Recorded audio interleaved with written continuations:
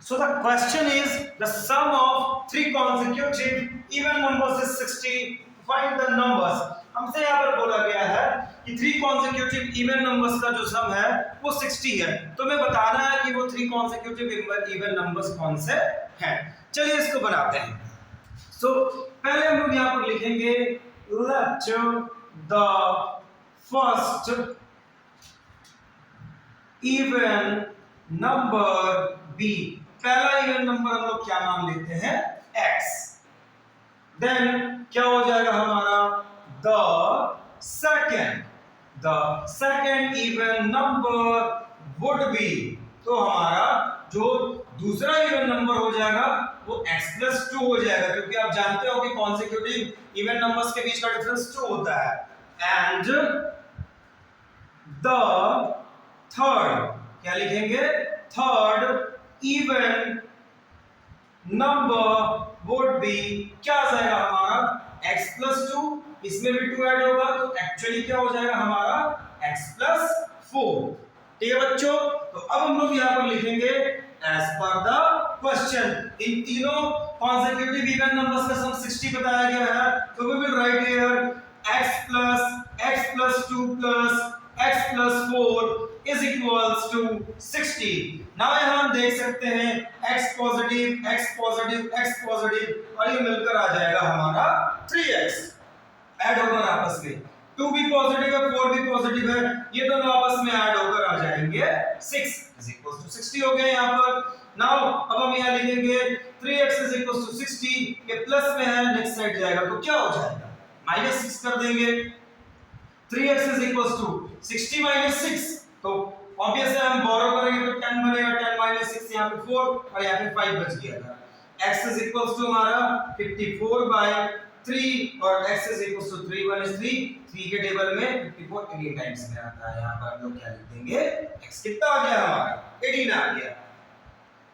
Therefore अब हम लोग यहाँ पे लिख सकते हैं first even number equals to x is equals to 18, second even number is equals to x+2 is equals to 18 plus 2 is equals to क्या आ गया हमारा 20, third even number equals to x+4 is equals to 18 plus 4 it means ये हमारा कितना आ गया 22। तो 18 20 and 22 ये तीनों के तीनों कॉन्सेक्यूटिव इवन नंबर्स हैं, जिनको आपस में अगर हम लोग ऐड करेंगे तो 60 आ जाएगा। यहां पर ऊपर में जो मैंने स्टेटमेंट लिखा है ये थोड़ा लंबा स्टेटमेंट है, मैं चाहूं तो उसको शॉर्ट भी करके लिख सकता हूं। तो स्टेटमेंट सिंपल है, क्या है कि ये बच्चों के अपने अंडरस्टैंडिंग के ऊपर निर्भर करता है, क्योंकि हर एक बच्चे का जो समझने का जो वे होता है वो अलग अलग होता है। तो मैंने यहाँ पर क्या करा, थोड़ा लंबा स्टेटमेंट लिखा, बट ये बच्चों को बहुत अच्छे से समझ में आता है। मैं आपको इसका शॉर्ट जो फॉर्म है वो भी लिखकर बता सकता हूँ। मैं यहाँ पर लिख दूंगा लेट द, ये जो इतना मैंने लिखा है ना, इसके जगह पर मैं क्या है कि वन लाइन में ही चीजों को सॉर्ट आउट कर दूंगा चाहूं तो मैं यहाँ पर लिख दूंगा let the consecutive even numbers be। मैं लिख दूंगा पहला x, दूसरा x+2 एंड जो हमारा थर्ड रहेगा तीसरा रहेगा वो x+4। अब देखिए लिखा तो मैंने स्टेटमेंट वही, बट बात यहां पर यह है कि इससे पहले वाले स्टेटमेंट में हर एक बच्चा समझ सकता था कि कैसे x+2 और x+4 हुआ है।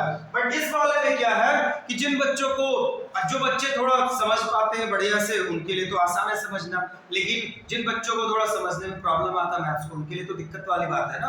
दैट इज व्हाई इससे पहले वाला जो स्टेटमेंट था मेरा वो यूज करने का मोटिव ये था कि उसको हर एक बच्चा समझ पाए। ऐसे ही वीडियो के लिए आप मेरे इस पेज को जरूर से है फॉलो कीजिए, अपने फ्रेंड्स के बीच में शेयर कीजिए। Thank you.